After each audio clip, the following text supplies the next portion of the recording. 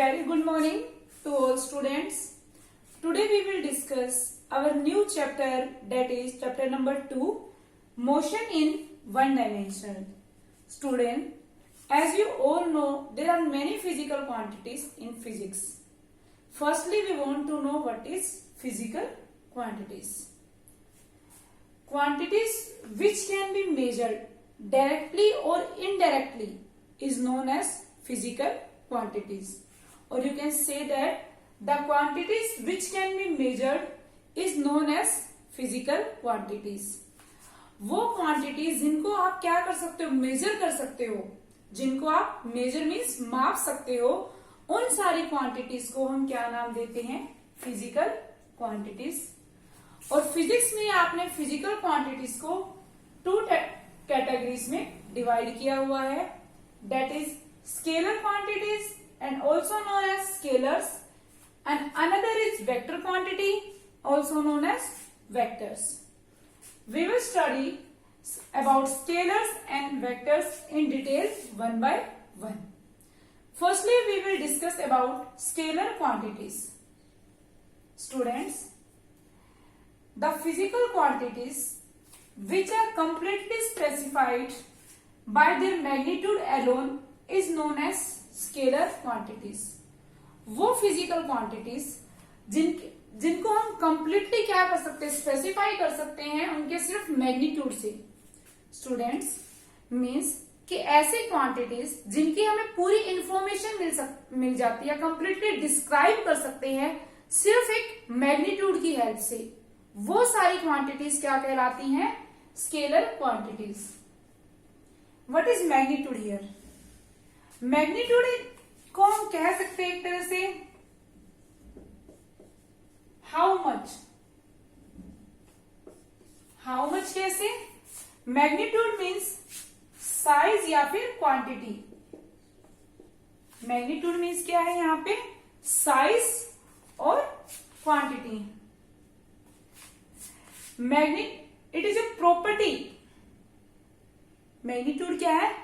It is a property which tell us about size of a quantity. किसी भी चीज का हमें क्या बताता है, ये साइज बताता है.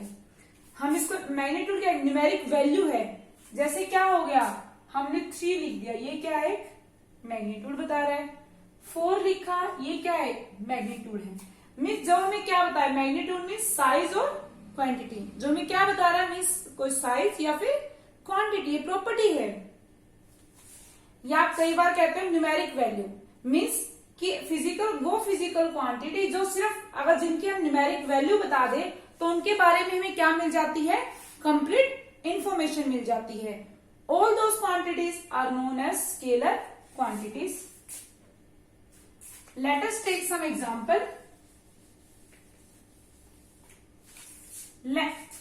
Length, mass, time and many more.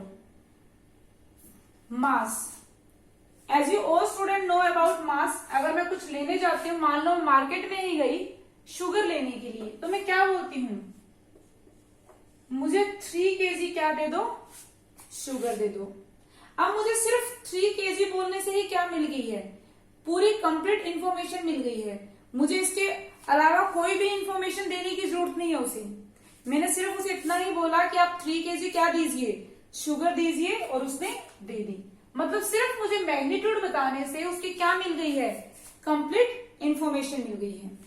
Another example, अगर मैं इसी को ऐसे बोलूं कि 5 kg व्हीट, तो हमें क्या मिल गई, यहां पे भी हमें सिर्फ मैग्नीट्यूड बताने से क्या मिल गई, इसकी कंप्लीट इंफॉर्मेशन मिल गई. अनदर एग्जांपल इज लेंथ, और you can say that distance total. आप कहते हो क्या है कि मैं मूव किया लेंथ 1 मीटर.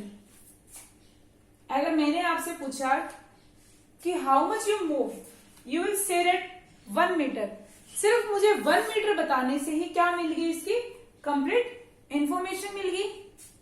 लाइक वॉल्यूम, अगर मेरे पास कोई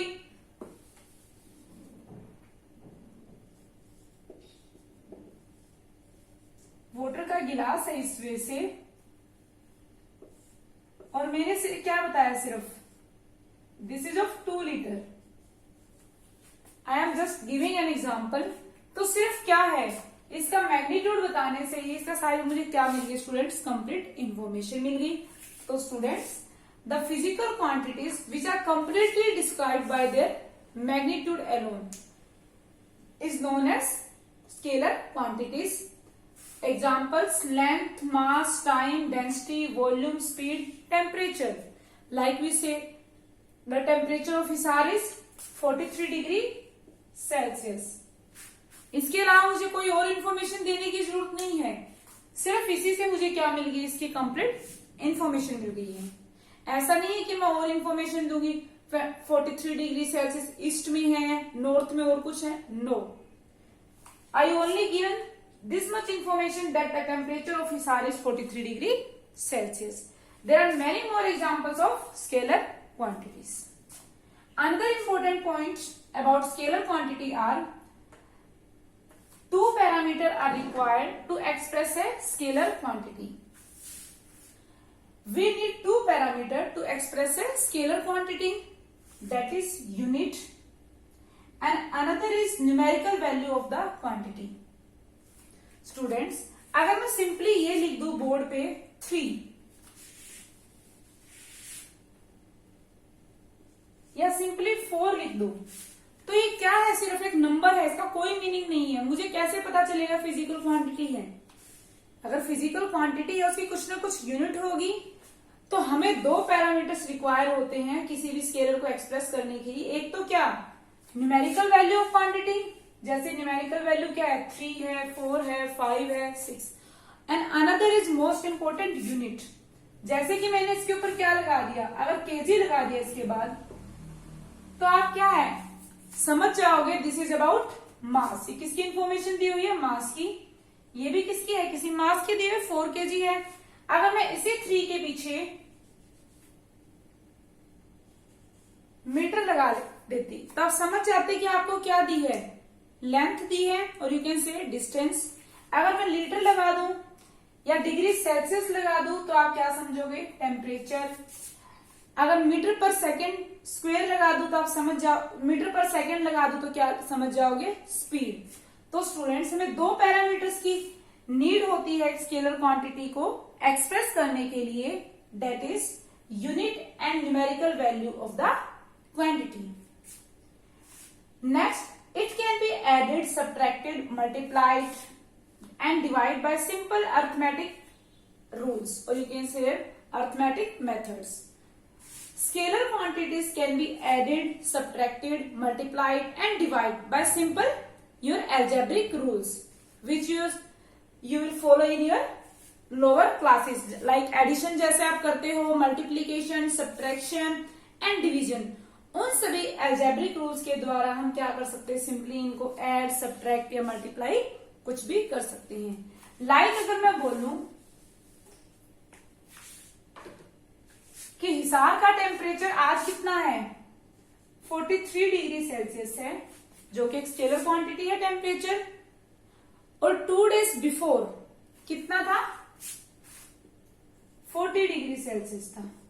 then tell me the difference between this. तो मुझे बताओ 2 दिन पहले और आज के टेम्परेचर में कितना डिफरेंस है। You can easily say that 43 minus 40 that is 3 degree Celsius. तो सिंपल हमने क्या लगाया, अर्थमेटिक रूल्स, इनके एडिशन। अगर मैं कहूं कि मैंने क्या किया, शुगर ली 3 kg, कितनी शुगर ली, 3 kg, एंड मैंने दोबारा ली, कितनी ली, 2 kg। तो what is amount of total sugar, मेरे पास टोटल शुगर कितनी हुई। आप सिंपली क्या करोगे, अर्थमेटिक रूल्स लगा के एडिशन कितना हो गया, 3 + 2 5 kg।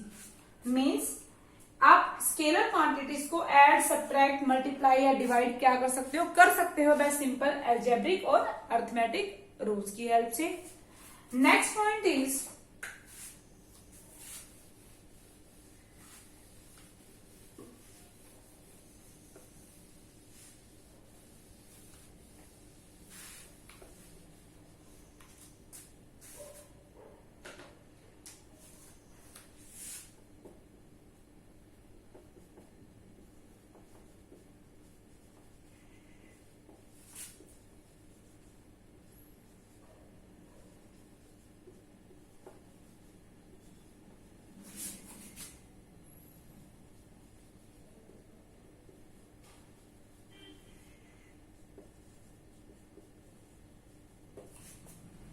It can be represented by ordinary letters.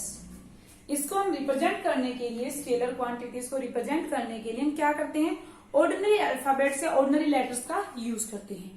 जैसे आपको क्या करना है, मास को रिप्रेजेंट करना है, तो मास के लिए हम सिंपली क्या लिख देते हैं, स्मॉल m। आपको टाइम को रिप्रेजेंट करना है तो हम सिंपली क्या लिख देंगे, t। या फिर आपको कोई और चीज रिप्रेजेंट करनी है तो हम ऑर्डिनरी अल्फाबेट्स या इंग्लिश अल्फाबेट या ऑर्डिनरी लेटर्स की हेल्प से क्या कर सकते हैं, इसको रिप्रेजेंट कर सकते हैं। लाइक अगर आपको क्या करना है, डिस्टेंस को ही करना है, डी से कर दो, स्मॉल एस से, it is up to you. तो हम सिर्फ ऑर्डिनरी लेटर्स की हेल्प से हम स्केलर क्वांटिटीज को क्या कर सकते हैं, रिप्रेजेंट कर सकते हैं। Next we will discuss about vector quantities. Students, next is vector quantities और vectors. The physical quantities which have both magnitude and direction are called vector quantities।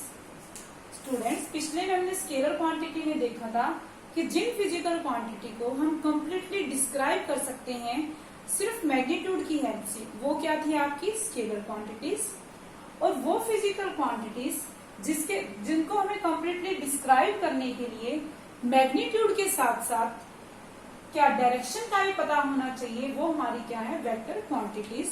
और you can say that the physical quantities which are completely described by their magnitude, with the help of their magnitude and direction are known as vector quantities.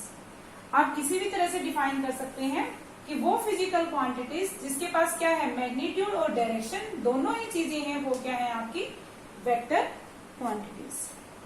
Example, displacement, velocity, weight, force, acceleration, momentum and electric field, magnetic field and many more। अब यहाँ पे आप देखो, हमें सिर्फ क्या था, scalar में सिर्फ मैग्नीट्यूड मीन्स न्यूमेरिक वैल्यू की ही नीड होती थी। अगर मैं ये बोल दिया 3 kg है तो आपके लिए अंडरस्टूड है कि ठीक है, उतनी इंफॉर्मेशन चाहिए। लेकिन स्टूडेंट्स, अगर मैं फोर्स की बात करूं, आपको पता है फोर्स क्या है, पुश और पुल, किसी के ऊपर फोर्स लगाना, ताकत लगाना, धक्का लगाना। अब यहाँ पे डायरेक्शन कैसे मैटर कर रही है, मान लो just I am giving an example कि कोई भी एक स्टूडेंट है या कोई भी एक बॉय है जो क्या कर रहा है, गेट को इस तरफ धक्का दे रहे हैं, पुश कर रहा है, मतलब फोर्स तो लगा रहा है, वो ताकत तो लगा रहा है, बट किस साइड लगा रहा है, इस तरफ लगा रहा है, खुद से दूर। तो क्या होगा, आपका गेट है जो, या मान लो इस तरफ लगा रहा है खुद, तो गेट क्या हो जाएगा, खुल जाएगा। इस तरफ लगा रहा है तो क्या फर्क पड़ा, इस तरफ लगाने से, इस साइड लगाने से गेट खुल रहा है, बट जब खुद की तरफ में उसे लगा रही हूं तो गेट क्या हो रहा है, आपका बंद हो रहे हैं। आप अपने हाउस में देखते हो, घरों में देखते हो कि एक डायरेक्शन में फोर्स लगाने से गेट ओपन हो जाता है, जबकि उसी के अपोजिट डायरेक्शन में अगर मैं फोर्स लगाती हूँ तो आपका गेट क्या हो जाएगा, बंद हो जाएगा। मीन्स फोर्स तो ठीक है, आप जितना भी लगा रहे हो, 5 न्यूटन लगा रहे हो, 3 न्यूटन, 2 न्यूटन, बट इसके साथ साथ क्या मैटर कर रही है, डायरेक्शन भी मैटर कर रही है। हो सकता है डायरेक्शन आपके ये है तो आपका गेट खुल रहा है, डायरेक्शन इसके अपोजिट है तो गेट क्या हो रहा है, बंद हो रहा है। मीन्स यहाँ पे कंप्लीट इन्फॉर्मेशन देने के लिए मुझे मैग्नीट्यूड के साथ साथ क्या पता होना चाहिए, डायरेक्शन भी। Let us take another example, you have displacement. आप आगे इस चैप्टर में पढ़ोगे तो स्टूडेंट्स, अगर मैंने सिर्फ इतनी इंफॉर्मेशन दी कि ये मेरा घर है और मैं अपने घर से, हाउस से 5 मीटर गई, अब 5 मीटर सिर्फ मुझे क्या बता रहा है, मैग्नीट्यूड, तो वो मुझे कंप्लीट इंफॉर्मेशन नहीं दे रहा। वो क्या है, डिस्टेंस।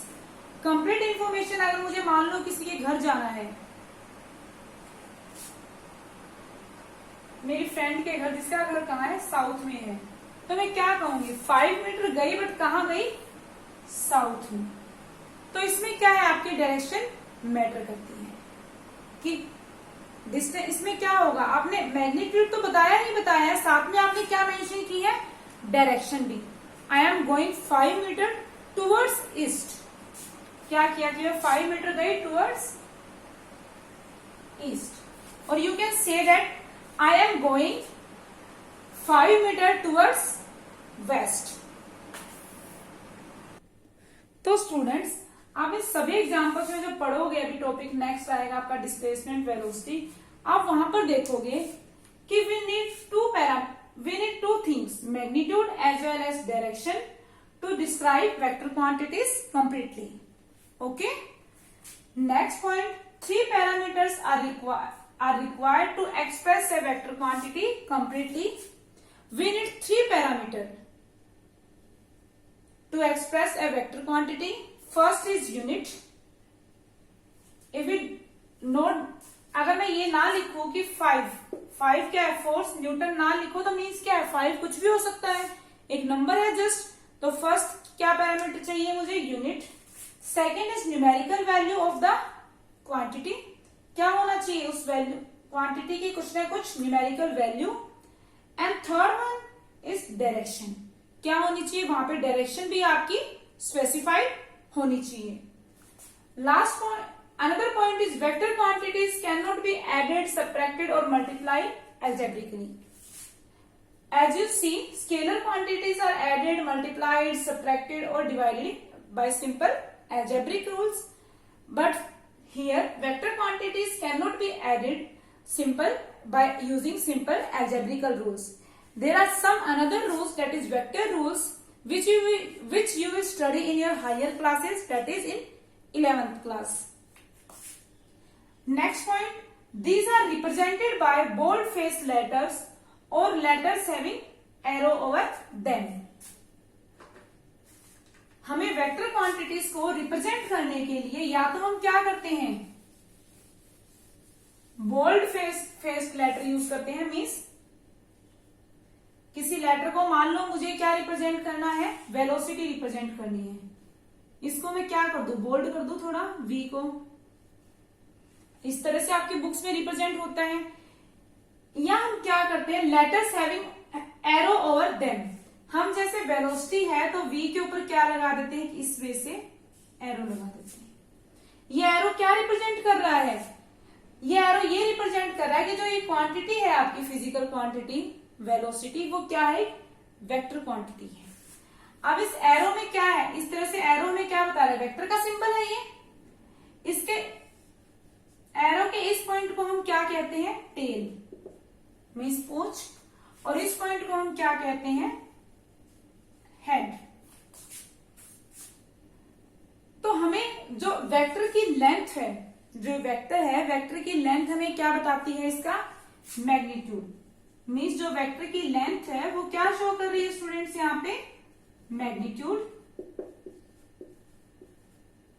और जो वेक्टर का एरो हेड है, ये क्या, एक एरो हेड है,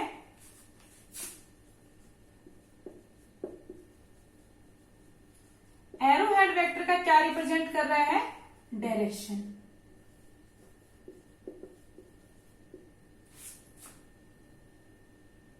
मान लो मैंने कहा कि a boy is moving in 5 metre east, 5 metre east, a boy is moving 5 metre towards east. तो मैं क्या बना दूंगी, इस तरह से एक वेक्टर बना दिया।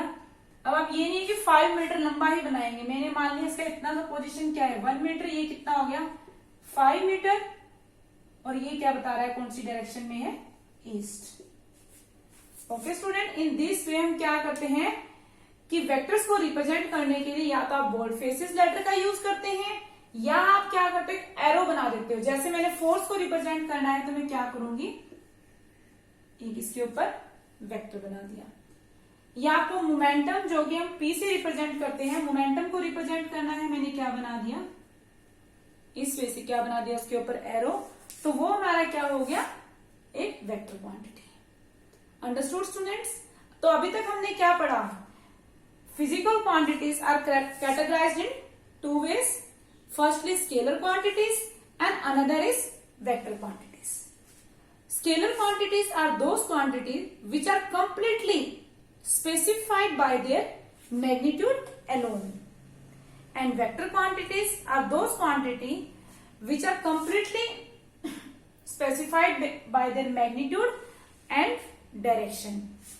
बहुत चीजें चाहिए। Another with see that there are two parameters are required to express a scalar quantity, unit and numerical value of the quantity, whereas there are three parameters are required to express a vector quantity completely, that is unit, numerical value of the quantity and direction. You will also see that scalar quantities can be added, subtracted, multiplied by simple algebraic rules, wherever vector quantities cannot be added or subtracted by these simple algebraic rules. There are certain different rules that are vector rules. Next, scalar quantities can be represented by ordinary letters or you can simple English alphabet, small alphabet, whereas vector quantities are represented by bold-faced letter or letter having arrow over them. I hope you all will understand up to this. Next we will study about rest and motion.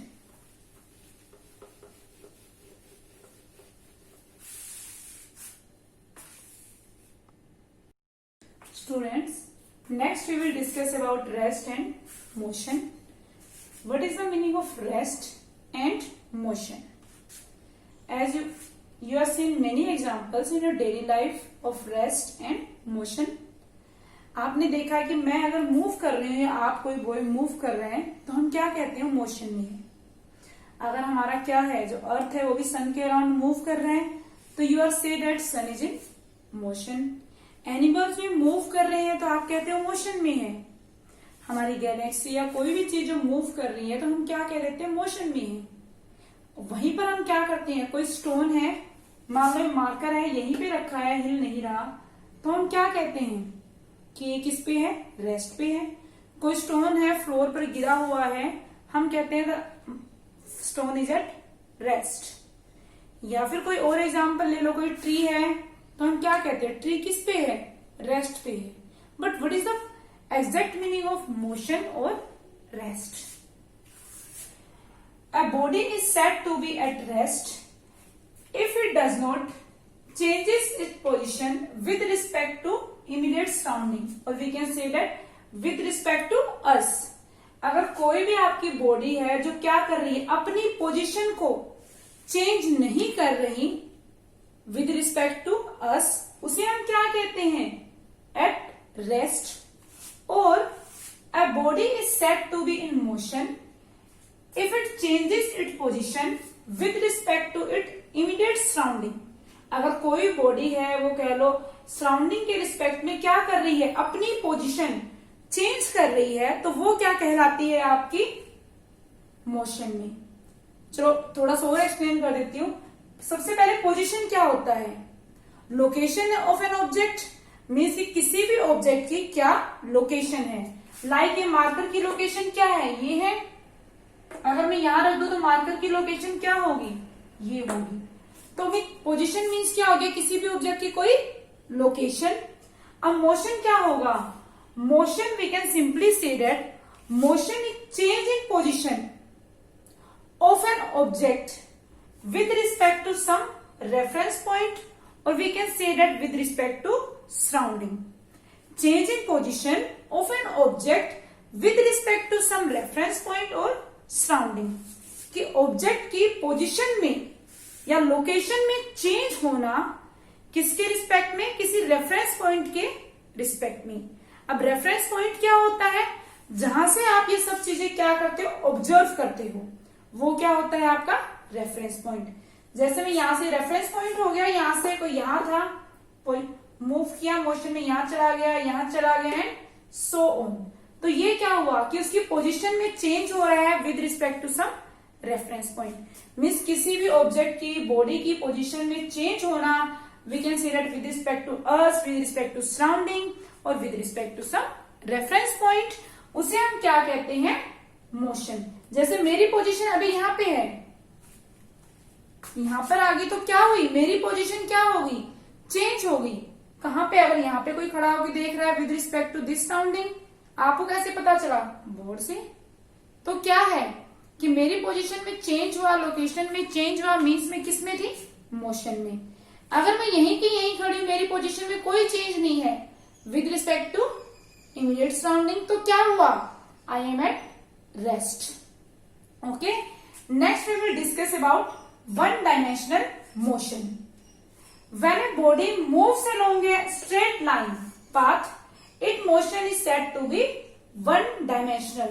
Hereby we will represent it by 1D motion, means one dimensional.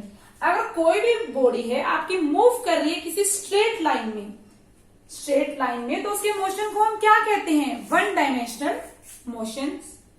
Like अगर मैं आपको example दूं कि कोई भी train है, 1 second,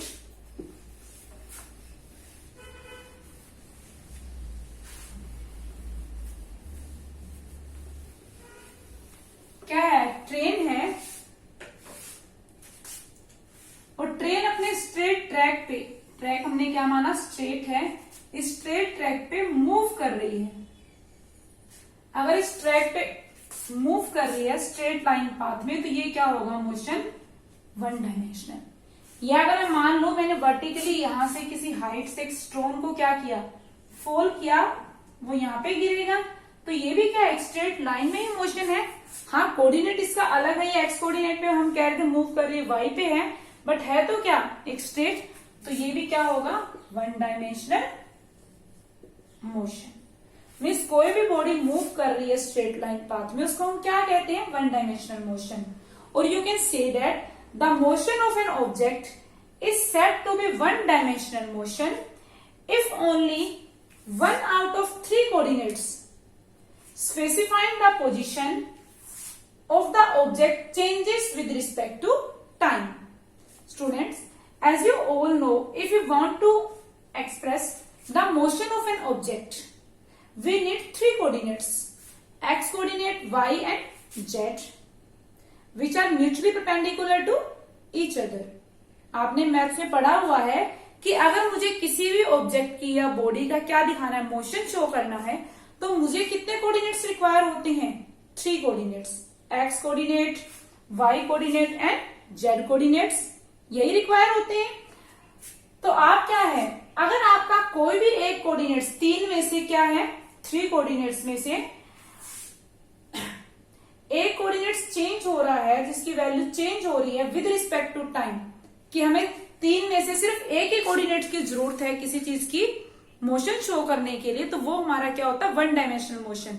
means हमें 2 की रिक्वायरमेंट नहीं है, सिर्फ एक ही की रिक्वायरमेंट है। वो आपका एक्स भी हो सकता है, वाई भी हो सकता है, जेड भी, सिर्फ एक ही कोऑर्डिनेट्स अगर रिक्वायर हो मुझे किसी का मोशन शो करने के लिए, वो आपका क्या होगा, वन डायमेंशनल मोशन। जैसे यहाँ पे मुझे जब स्टोन फोल डाउन हो रहा था, मुझे सिर्फ कौन सा था, वाई कोऑर्डिनेट रिक्वायर था, एक्स और जेड नहीं था, तो मैंने क्या बोला, वन डायमेंशनल। रेलवे ट्रैक है, स्ट्रेट ट्रेन, तो वहां पे क्या बोला, सिर्फ एक्स कोऑर्डिनेट रिक्वायर है। मींस आउट ऑफ 3 अगर मुझे सिर्फ 1 कोऑर्डिनेट रिक्वायर हो किसी चीज की पोजीशन, ऑब्जेक्ट की पोजीशन को स्पेसिफाई करने के लिए, तो वो क्या होता है आपका one dimensional motion. Another thing students, 2 और मोशन होते हैं आपके, that is 2 dimensional motion and 3 dimensional motion. 2 dimensional motion को हम मोशन इन ए प्लेन भी कहते हैं। स्टूडेंट्स, अगर हमें क्या है कि only 2 coordinates out of 3 are required, then we say that is 2 dimensional। कि अगर मुझे किसी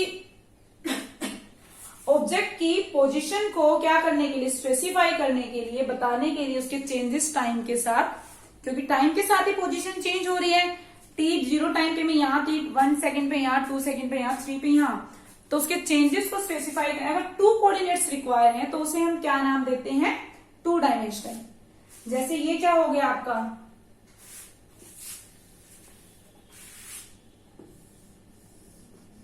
x coordinate and this is Y coordinate, और इसको हम क्या नाम देते हैं, प्लेन भी कहते हैं। तो अगर किसी चीज की पोजीशन को मुझे स्पेसिफाई करने के लिए 2 कोऑर्डिनेट्स की रिक्वायर हो, तो हम क्या कहते हैं, वो 2 डायमेंशनल।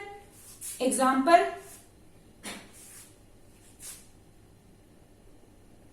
अगर कोई ऑब्जेक्ट मेरा यहां पर है, यहां पर मीन्स आप कोई भी एग्जांपल ले सकते हो, चींटी है, आपके फ्लोर पे मूव कर रही है, क्या होगा आप देख सकते हैं फ्लोर में एक्स भी है और वाई भी है। हमें जेड नहीं लेना क्योंकि वो क्या हो जाएगा, अगर फ्लोर मान लो ये एक्स मान लो ये वाई, जेड इस तरह से हो जाएगा। तो आपकी जो चींटी है वो आंट है वो इस तरह से मूव कर रही है कुछ, तो इसकी मुझे पोजीशन बताने के लिए क्या चाहिए, ये भी पता होना चाहिए एक्स भी और वाई भी, कुछ दोनों की वैल्यू होनी चाहिए, दोनों कोऑर्डिनेट्स पता होने चाहिए, तभी मैं इसकी वैल्यू क्या कर सकती हूँ, बता सकती हूँ। तो ऐसा मोशन जिसको हमें स्पेसिफाई करने के लिए क्या चाहिए, दो कोऑर्डिनेट्स चाहिए, उसे हम क्या कहते हैं, 2 dimensional. Last is 3 dimensional motion. The motion of an object is said to be 3D motion, 3-dimensional, if all 3 coordinates are required to specify the position of an object changes with respect to time. जो object की position change हो रही है time के साथ, वो specify करने के लिए अगर मुझे सभी तीनों कोऑर्डिनेट्स की रिक्वायरमेंट है तो वो क्या होता है आपका 3 डायमेंशनल मोशन, और जिसे हम क्या कहते हैं, स्पेस भी, मोशन इन स्पेस। जैसे अगर आपकी बर्ड्स हैं फ्लाई कर रहे हैं, कहां पे फ्लाई कर रहे हैं, स्पेस में। अब बर्ड है कोई फ्लाई कर रहा है, इसका मोशन बताने के लिए मुझे क्या है, पोजीशन बताने के लिए क्या है, अगर ये बर्ड है मान लो कोई बर्ड यहाँ फ्लाई कर रहा है तो इसकी पोजीशन बताने के लिए मुझे क्या चाहिए, इस बर्ड की पोजीशन एक्स भी पता होना चाहिए मुझे, जहां से मान लो इस पॉइंट से वाई भी पता होना चाहिए और जेड भी। या एरोप्लेन है ऊपर, तो उसकी भी पोजीशन बताने के लिए मुझे कितने कोऑर्डिनेट्स रिक्वायर होंगे, ऑल 3 कोऑर्डिनेट्स।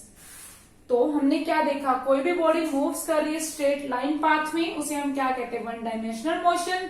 और you can say that if only 1 out of 3 coordinates specify the position of an object changes with respect to time. अगर मुझे किसी ऑब्जेक्ट की पोजीशन बताने के लिए सिर्फ एक ही कोऑर्डिनेट्स की रिक्वायरमेंट है तो वो क्या कहलाएगा आपका 1 dimensional motion. Okay students, next we will discuss about representation of 1 dimensional motion.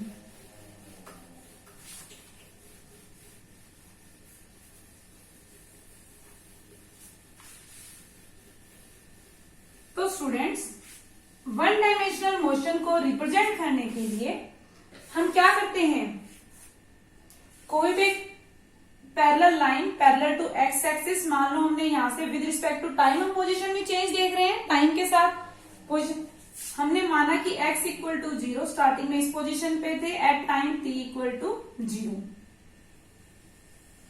जो हमारे कैसे देखेंगे, line parallel to X axis होगी, हमने माना 1 सेकेंड पे हमने कितना मूव किया, 5 मीटर, इस तरह से होता है हमारा। t इक्वल टू 2 सेकेंड पे 10 मीटर, 3 सेकेंड पे 15 मीटर एंड सो।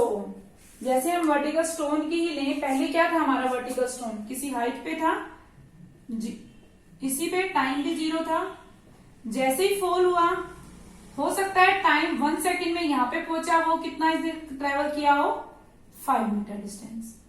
हो सकता है 2 सेकेंड पे यहां पे पहुंचा हो वो 10 मीटर, टोटल 5।